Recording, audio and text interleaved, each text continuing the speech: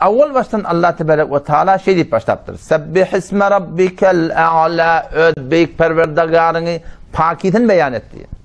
Sahabe-i kiram radıyallahu anh, Peygamber Odasam ödü, tabi'in, tebe tabi'in, vakti keşin aydallarını sebbihisme rabbikel a'la diyenine Sübhan rabbiyel a'la diyor dedi. Şu bir mustahab amal. Şu otada Allah Teala sebbih, öd Rabbin pakitin beyan etti bu da şey değil mi? Sahabelen olukon farkı şey. Kolu ne metiyerler biliyor musun? İmanı Kur'an'dan öğrenmiştirler.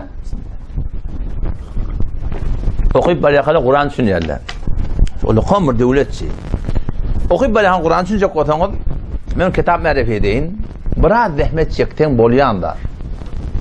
Lakin şu okuyup balakalı mefhumu kulli ne mi diye Huday Teala'da? Olukon da hatta. Sen namaz okuyan Huday mı kepleşti? Namaz okuyan ne mi diye düşünmeli? Sen Kur'an okuyan Huday sana ne mi diye? Şu hatta acaba bir sürü nermefsarlar çıkırlı, Arabiyetini okuyan tercüme et yerler. Arabiyetini okuyan tercüme et yerler. Ne kadar kabul ettikken, günün Kur'an ile geçsin, dol kulun eşitip dursa, ne kadar fehmin artacak, ne kadar derkin artacak. Tefsir-i Kabuli var. Ya şungur olukon cildi çıkarttırlar biliyor musun? Hamuşe Haravin, bir şetrenciye çıkarttırlar. Tefsir-i Kabuli beter kavi.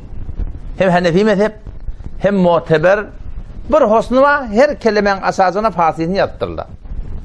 O zaman eğer bir adam ganimet savadı olsa, Arabi düşünüyor, ganimet savadı olsa, şu 5 paraten zahmet çektin, yani şu Kur'an'ın tertibi bilen, ritmi bilen agah oluyor da, tekrari ayette deken, tekrari logatlı deken, o şu doğrultuda okuyup balayan düşünden oluyor. Eğer 5 para bir adam, ذَلِكَ الْكِتَابُ لَا رَيْبَ ف۪يهِ هُدًى لِلْمُتَّقِينَ şu okuyup balayan şu her kelime asasını yazılırlar, 5 paraten sonra zahmet çektin, şu okuyup balayan Kur'an düşünden oluyor.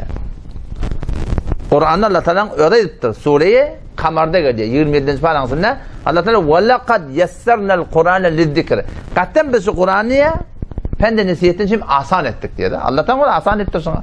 Pende nesihet yeri asansın. Ahkam yeri yine. Ahkam yerin hatta okuması da yani. وَاِذَا طَلَّقْتُمُ النِّسَاءَ فَبَلَغْنَ أَجَلَهُنَّ فَاَمْسِكُوهُنَّ Tecid geliyor biliyor musun? Yani ahkamların şu okuyumunun oradan hatta. O da ahkamatlar gıyın Kur'an'da. Ola mala 5 tane ayet diptir. Ama onun gayrisi Allah Teala ödünüye, cennetine, cehennemiye mallıya, öd kudretundan itiye. Ne kadar mesailler ki Kur'an okuyup böyle düşünmekle beter var akıyım. Tam kömek verecek yani. Fakat yani burada da deyin. Kur'an'ı her nerede düşünsen de, her nerede okuysan da hiç vakti Kur'an'la bir icazet vermeli istediler şahsiyet etmektir. Fakat sana icazet var falan tefsir falan seferde mesajı gördüm. Bundan uğraşacak bir de ne mi? Hatar yeteyim Müslüman'da o.